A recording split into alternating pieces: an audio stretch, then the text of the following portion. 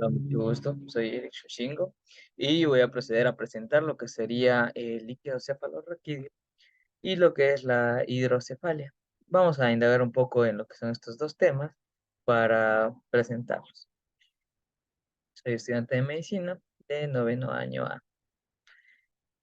Procedemos a hablar de lo que es el líquido cefalorraquídeo y la hidrocefalia. Primeramente es necesario hablar del líquido cefalorraquídeo como tal. En sí tenemos que saber dónde éste se forma principalmente.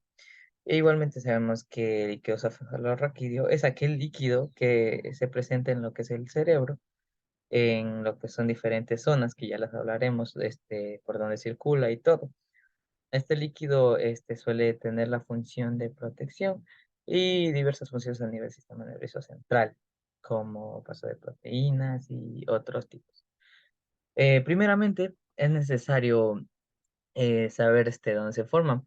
Pues este se forma a partir de lo que serían em, los ventrículos del cerebro. Es su principal zona, pero este suele fluir a lo que son los espacios subaracnoideos. E igualmente lo que son los plexos coroides en un 70% suele presentarse ahí.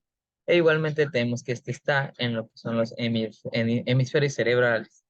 Y también se suele reabsorber en ciertos casos en los hemisferios cerebrales. E igualmente tenemos que en el encéfalo este suele estar bañado o recubierto. Y igualmente lo que es la meduspinal es donde se dirige inferiormente. Como podemos ver en esta imagen inferior, que el líquido está presente. Eh, Podemos ver en esta zona, que es la médula espinal, por donde se dirige. Más adelante voy a mostrarles una imagen un poquito más clara para entender.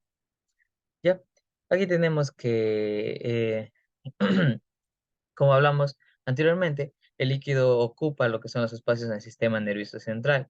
E igualmente suele rodear ciertas zonas del cerebro. Como podemos ver aquí, a nivel de ventrículos, se suele encontrar también el líquido cefalorraquídeo, como mencionamos anteriormente, a lo que es nivel de los subaracnoides, e igualmente los espacios subaracnoideos, que son todos estos de acá, en los que podemos observar esto. Y aquí también tenemos lo que es la médula espinal y cómo se encuentra el líquido cefalorraquídeo aquí.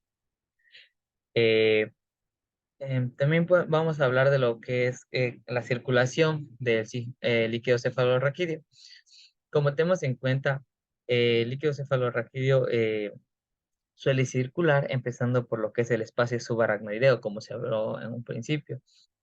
E igualmente, se encuentra en lo que son las meninges del cerebro. Posterior a lo que es el espacio subaracnoideo, suele pasar a lo que son las meninges del cerebro.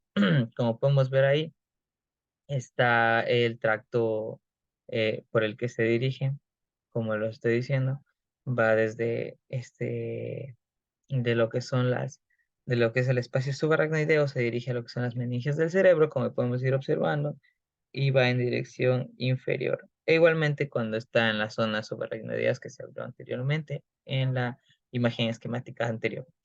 Asimismo, tenemos que va a las meninges del cerebro, posterior llega hacia lo que es la médula espinal, como se muestra en la imagen. E igualmente suele fluir por lo que son los ventrículos cerebrales que se abren al principio. Y bueno, en estas cavidades del cerebro. También tenemos que se suele distribuir por lo que es todo el sistema nervioso central, como hablamos en un principio, en donde se forma también. Y también tenemos que este se encuentra recubriendo en el encéfalo y médula espinal. Y se suele absorber también en lo que es el torrente sanguíneo para tomar en cuenta. Ya. También tenemos que el líquido cefalorraquídeo se rodea lo que es el cerebro, como hablamos anteriormente. Y también suele pasar por lo que son los ventrículos y el espacio subaracnoide. En este caso también es necesario saber que la absorción se suele llevar a cabo más específicamente en las vellosidades de la aracnoides y se suele drenar en lo que son los senos venosos de la dura madre. Aquí tenemos una imagen en la que podemos observar las zonas principales de lo que es la dura madre parietal, la visceral, venosos, aracnoides y espacios subaracnoides de la pía madre y diploide.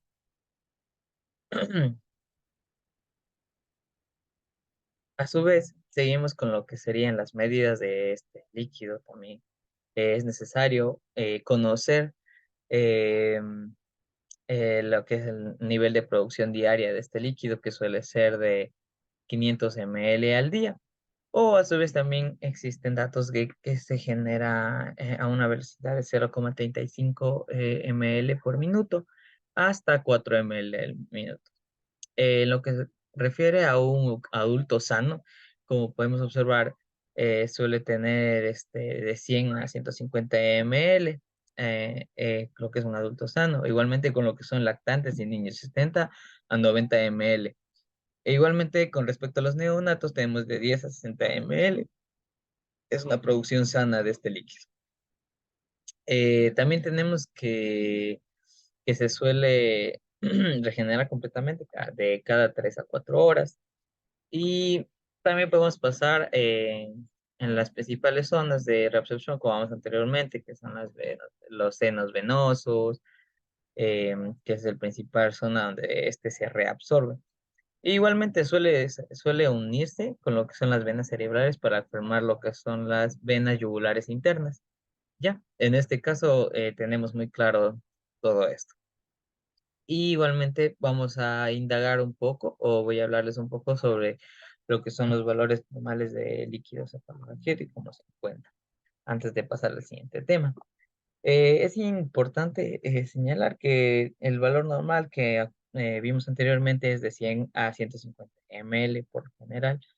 E igualmente se genera una producción aproximada de lo que son 20 ml por hora. Igualmente, tenemos que este suele contener alrededor de 5 células de 2 tercios de linfocitos y 1 tercio de monocitos por cada ml.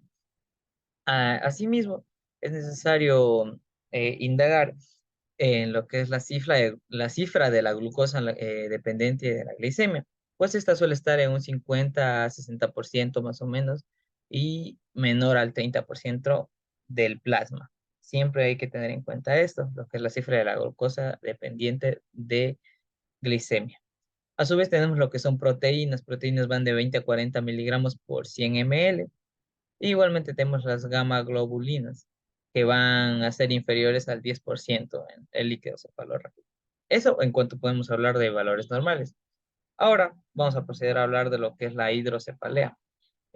Como conocemos, es un caso en el cual el cráneo de un paciente neonato, en su mayoría, aunque puede presentarse a cualquier edad, pero por lo general es cuando estas estructuras no se llegan a cerrar tempranamente y existe un exceso de líquido cefalorraquídeo en el encéfalo como tal.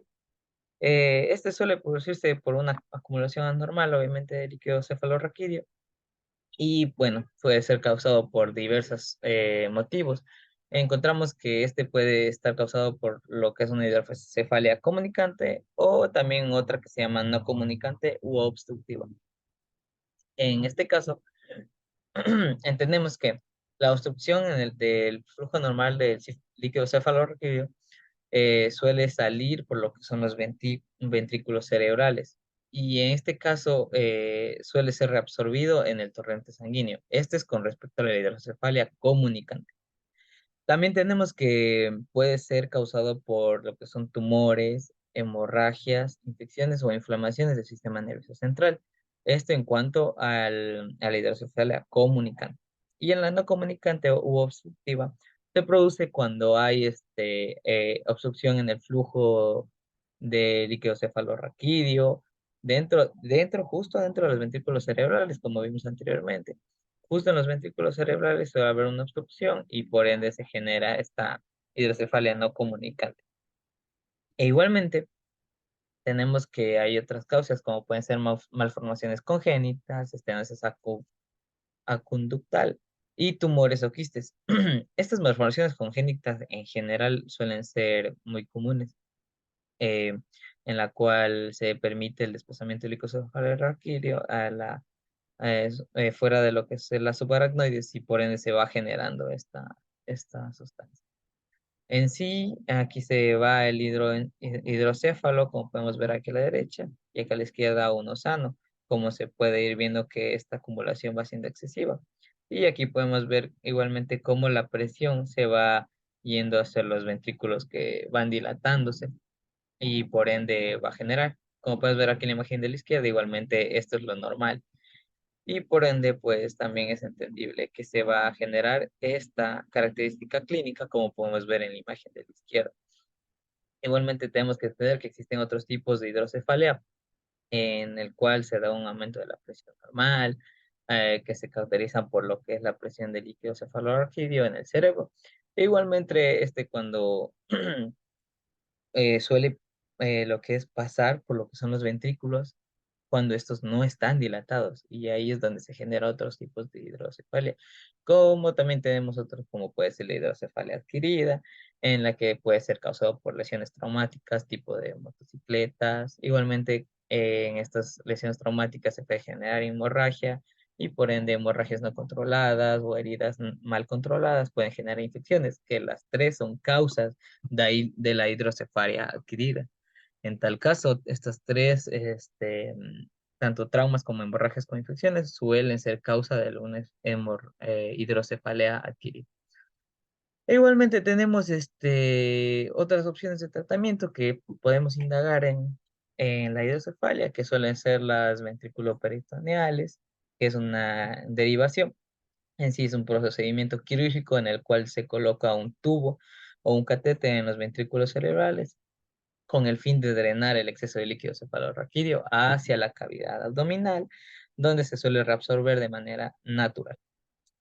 En otro caso también tenemos lo que son las endoscopías cerebrales o endoscopía cerebral.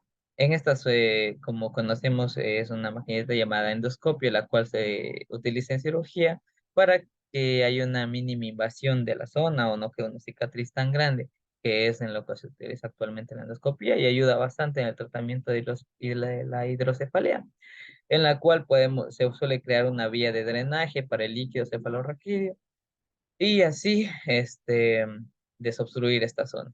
Pues se busca drenar igualmente como el anterior procedimiento.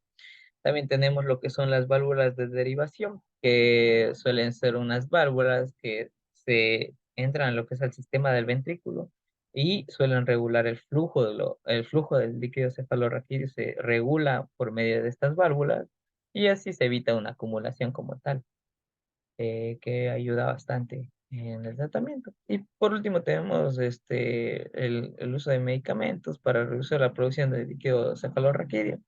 Igualmente se suelen tratar las causas subyacentes del líquido cefalorraquídeo, así como vimos las hemorragias, se suelen trabajar con las infecciones e inflamaciones, con el uso de antiinflamatorios no esteroideos, con antibióticos que ayudan en estas afecciones secundarias, como vimos la hidrocefalia adquirida, se podría tratar como tal las causas que lo generaron. Y bueno, con respecto a lo que son los niños, suele ser importante los tratamientos ya como la ventrículo peritoneal para tratar como tal esta patología. Y eso sería todo. Agradezco su atención. Muchas gracias.